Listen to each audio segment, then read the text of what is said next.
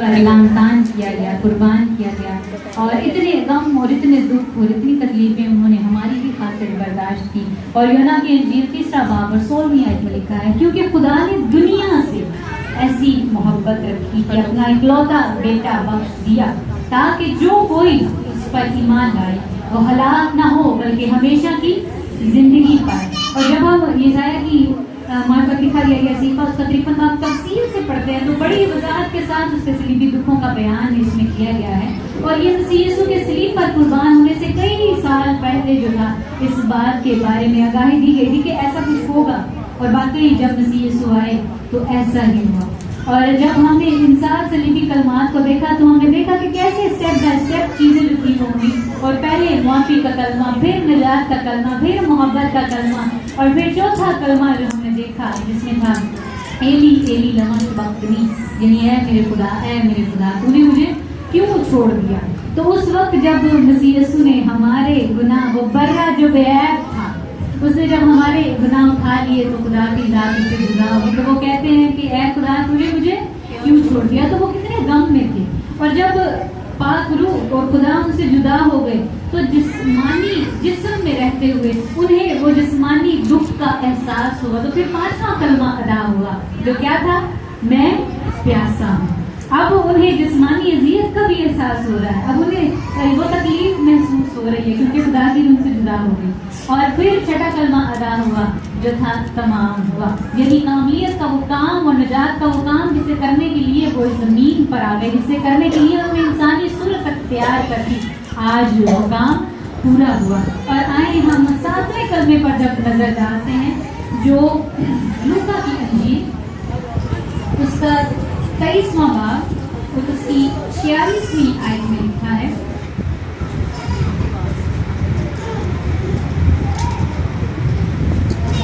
इसमें लिखा है, फिर यीशु ने बड़ी आवाज से पुकार कर कहा, ऐ बाप मैं अपनी रूह तेरे हाथों में सौंपता हूँ, और ये कहकर दम दे दिया। अब जब हम इससे पहले हिस्से पर गौर करते हैं तो मसीह यीशु की मौत से हम ये बात सीखते हैं, क्योंकि हमने तारीख में देखा कि उस वक्त जब सलीबी मौत होती थी तो मौत जो थी वो डिफरेंट रीजंस की वजह से हो सकती थी। वो हो सकता है कि सलीब पर बहुत ज्यादा तकलीफ या दर्द की वजह से भी हो सकती थी, या क्योंकि उन्हें जख्म और चोटें लगी होती थी तो ऐसा हो सकता है कि बहुत सारा खून बहे और उस खून की कमी की वजह से भी मौत हो जाती थी, या शदीद तकलीफ की सूरत में भी मौत वाक़या हो जाती थी, और कई कई दिनों तक लोग सलीब पर लटके रहते थे। तो मसीह यीशु ने जब सलीब पर ये कहा कि बाप मैं अपनी रूह तेरे हाथों में सौंपता हूँ, तो सबसे पहली बात जो गौर करने वाली है कि यीशु मसीह ने अपने आप को मुकम्मल बाप के सुपुर्द कर दिया और कहा कि मैं अपनी रूह तेरे हाथों में सौंपता हूँ। अगर इंसान होते हुए हम अपनी जिंदगी पर गौर करें तो हमारी जिंदगी में कई बार ऐसे उतार चढ़ाव आते हैं जहाँ पर हमें भी अपने आप को उस खुदावंद के सुपुर्द करने की जरूरत होती है। और कई दफा ऐसे मौके होते हैं कि हमें समझ नहीं आती कि हम कौन सा रास्ता चूज करें, या हम कई दफा इंसान होते हुए बहुत सारी कश्मकश में पड़ जाते हैं। तो जब हम अपने आप को उस खुदावंद के हाथों में सौंप देंगे तो हम भी सही फैसला कर सकते हैं। किस किस का ईमान है कि हम सही फैसला कर सकते हैं? जब वो मसीहा हमारे साथ होगा तो हम सही फैसला कर सकते हैं। बिल्कुल उसी तरह जब दाऊद जाति जूलियत के मुकाबला को निकला था तो उसने कहा कि तुझे तो अपने बाला और बच्ची पर भरोसा है, लेकिन मैं खुदावंद के नाम से आता हूँ। और बिल्कुल इसी बात को पूरा करते हुए मसीह यीशु कहते हैं कि मैं अपनी रूह तेरे हाथों में सौंपता हूँ। तो भरोसा किस पर है? खुदा पर है ना। क्या दुनिया की कोई जात है? क्या कोई बादशाह है? कोई जर्नैल है? कोई डॉक्टर है? कोई वकील है? नहीं, वो हमारा खुदा है। और जब हम आगे बढ़े तो दूसरी बात पर देखिए, पहले तो हमने देख लिया कि यहाँ पर उन्होंने अपने आप को खुदावंद के हाथों में सौंप दिया। तो दूसरी बात यहाँ पर हमें एक बड़ी ही गौर व फिक्र करने वाली बात नजर आती है, वो ये बाप और बेटे का रिश्ता कैसा है। अब देखें, इतनी दुख और गम की हालत में मसीह यीशु क्या कह रहे हैं, अपने बाप को याद कर रहे हैं और बार बार कह रहे हैं, ऐ बाप, ऐ बाप, ऐ बाप। 7 सलीबी कलमात कहते हुए उन्होंने 3 बार इस नाम का जिक्र किया। आज हमें ये बात देखने की जरूरत है कि हमारा बाप के साथ रिश्ता कैसा है। کیا ہم کسی تکلیف میں ہیں، دکھ میں ہیں، بیماری میں ہیں تو ہم کس کو یاد کرتے ہیں؟ اب جب وہ آخری لمحات میں ہے، اب خدا کی روح ان کے پاس نہیں ہے، لیکن پھر بھی وہ کس کو یاد کر رہے ہیں؟ باپ کو یاد کر رہے ہیں، اس خداوند کو یاد کر رہے ہیں جو اس کائنات کا خالق اور مالک ہے۔ کئی بار انسان ہوتے ہوئے ہم بہت سی ایسی آزمائشوں میں پڑ جاتے ہیں، یا ہماری خواہشات ایسی ہوتی ہیں، ہم یہ سوچ سکتے ہیں کہ بڑی گاڑی، بڑا بنگلہ، ٹھیک ہے، لیکن جب ہم اپنے آپ کو خداوند کے ہاتھوں میں سونپ دیتے تو وہ کہتے ہیں کہ وہ اپنے محبوب کو نیند نیند عطا کر دیتا ہے۔ اب باپ کا اور بیٹے کا رشتہ کیسا ہے کہ اتنے دکھ اور غم کی حالت میں بھی وہ اپنے باپ کو یاد کر رہے ہیں۔ کیا ہم ہمارے دکھوں میں، آزمائشوں میں، بیماریوں میں، پریشانیوں میں خداوند کو یاد کرتے ہیں؟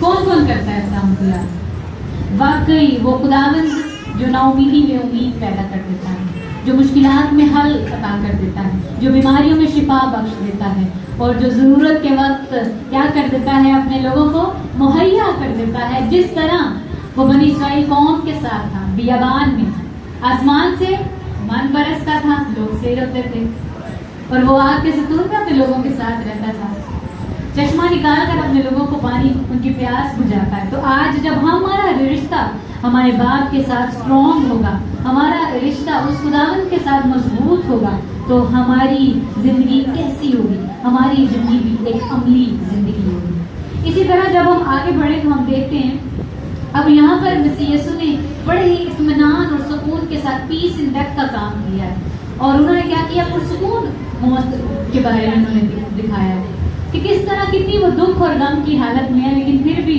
وہ کیا کہہ رہے ہیں؟ اتنے پولائٹلی چیزوں کو لے کر چل رہے ہیں۔ ہمیں کوئی ابھی تھوڑی دیر پہلے بھی یہی بات ہو رہی تھی کہ کوئی آنکھیں دکھائے تو کیا کرتے ہیں؟ ہاں جی، آپ کی ہمت کیسے ہوئی؟ ہم تو شاید اس سے بھی برا برا بول سکتے ہیں۔ کوئی ایک تھپڑ لگائے تو کیا کرتے ہیں؟ دو لگائے نا تو سکون نہیں آتا، ایسا ہی ہے نا۔ تو دیکھیں مسیح یسوع کو کتنا لعن طعن کیا گیا، انہیں نوچا گیا، ان کے سر پر کانٹوں کا تاج رکھا گیا، ان کے کپڑوں پر پورا ڈالا گیا، ان کی داڑھی کو نوچا گیا، اور انہیں 140 کوڑے مارے گئے، اور صلیب پر آخری وقت میں بھی ان کی پسلی میں بھالا مارا گیا۔ دیکھیں پھر بھی ان کی زندگی میں کیا انہوں نے کوئی سخت الفاظ استعمال کیے؟ لیکن ان کا وہ رشتہ باپ کے ساتھ نظر آتا ہے، وہ روحانیت نظر آتی ہے۔ کیا آج ہماری زندگی میں وہ روحانیت موجود ہے؟ ہم کسی دکھ یا تکلیف میں ہوں گے تو ہمارا ریئیکشن کیسا ہوگا؟ ہمیں بھی خدا کو کوسنا شروع کر دیں، اس سے برا بھلا کہنا شروع کر دیں، خداوند مجھے ہی تو ایسی آزمائشوں میں ڈالتا ہے۔ یہ ہم سب کے لیے، کوئی بھی انسان ایسا کر سکتا ہے۔ وہ کہے گا خداوند میری زندگی میں ایسا ہے، یا وہ کہے کہ پتہ نہیں دوسرے میرے سے بہت اچھے ہیں، اس طرح کے خیالات آنا شروع ہو جاتے ہیں۔ لیکن مسیح یسوع کی زندگی پر ہم غور کرتے ہیں تو آخری لمحے جان دے رہے، جان نکل رہی ہے، اور وہ ان کی زندگی کتنی پرسکون اور وہ کتنی پیسفل رہتی ہے۔ آگے بڑھتے ہیں تو ہم اس بات پر غور کریں تو دیکھتے ہیں اب وہ پاک روح جو مسیح یسوع کے ساتھ تھا وہ ایک امانت کے طور پر تھا، اور اس انسانی موت میں وہ کیا کرتے ہیں؟ وہ اس پاک روح کو خداوند کے ہاتھوں میں سونپتے ہیں، اور وہ کہتے ہیں باپ میں اپنی روح تیرے ہاتھوں میں سونپتا ہوں، اور یہ کہہ کر وہ اپنی جان دے دیتے ہیں۔ آگے بڑھیں تو اس پر دیکھتے ہیں کہ یہ